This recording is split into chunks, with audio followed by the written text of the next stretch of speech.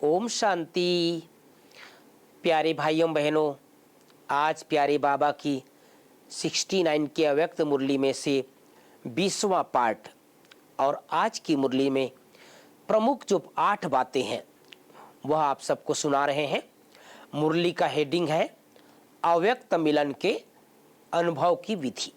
पहला, अव्यक्त मिलन का अनुभव प्राप्त करना चाहते हो तो उसका बहुत सहज तरीका है। अव्यक्त स्थिति में स्थित होकर रू रिहान करो तो अनुभव करेंगे कि सचमुच हम बाप के साथ बातचीत कर रहे हैं। दूसरा, अमृत बेला अव्यक्त स्थिति में वही स्थित हो सकेंगे जो सारा दिन अव्यक्त स्थिति और अंतर्मुखी स्थिति में स्थित होंगे। तीसरा, वतन में बैठे बैठे कई बच्चों के दिलों की आवाज पहुंचती रहती है। आप सोचते होंगे शिव बाबा बहुत कठोर है, लेकिन जो होता है उसमें रहस्य और कल्याण है। चौथा, अभी सभी के दिल में यही संकल्प है कि अब जल्दी जल्दी ड्रामा की सीन चलकर खत्म हो। पांचवा, बहुत सुंदर बात बाबा ने उन दिनों कहा है, कई बच्चों के मन में कुछ प्रश्न है वह भी पहुंचते हैं।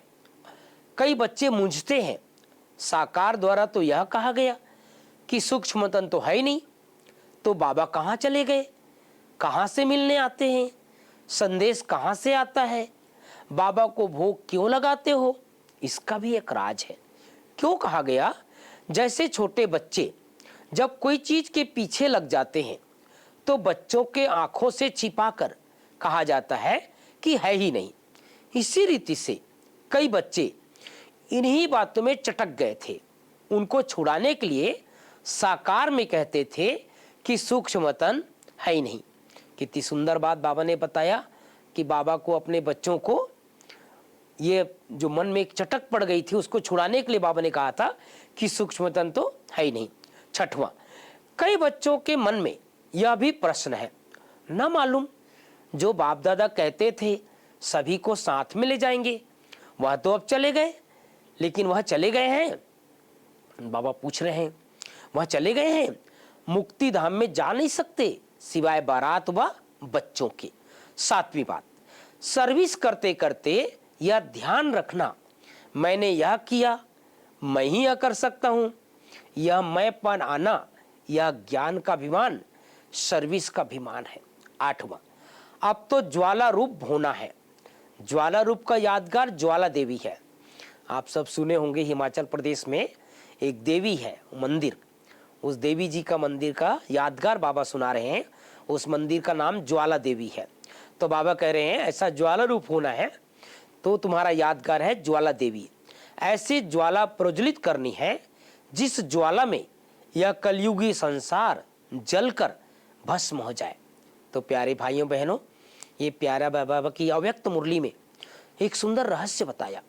साकार में जब बाबा थे तो बाबा बच्चों को कई बार कहते थे, अरे बच्चे सूक्ष्म तन तो है ही नहीं, सूक्ष्म तन तो है ही नहीं। और उसका पीछे एक कारण था कि कईयों के मन में प्रश्न उठता था कि हम भी सूक्ष्म तन जाए, या कई जो संदेशी होते थे वो सूक्ष्म तन में जा करके बहुत घंटों घंटों बैठ जाते थे। तो बाबा को कुछ दिनों के लिए ये पार्ट बंद कराना पड़ा था और इसीलिए बाबा को कहना पड़ा था कि सूक्ष्म तन तो है ही नहीं। लेकिन जब अव्यक्त बाबा का पाठ चालू हुआ तो बाबा को स्पष्ट करना पड़ा कि जैसे बच्चों की आदत पड़ गई थी तो कोई चीज़ बच्चों से छुड़ाना होता है तो कह देते ना है ही नहीं, इसलिए बाबा को ऐसा कहना पड़ा था। तो कितनी सुंदर गुह्य रहस्य बाबा ने हम सबको सुनाया है। तो इस मुरली को अनेक बार सुने और अपने जीवन में धारण करते चलें। ओम शांति, ओम शांति।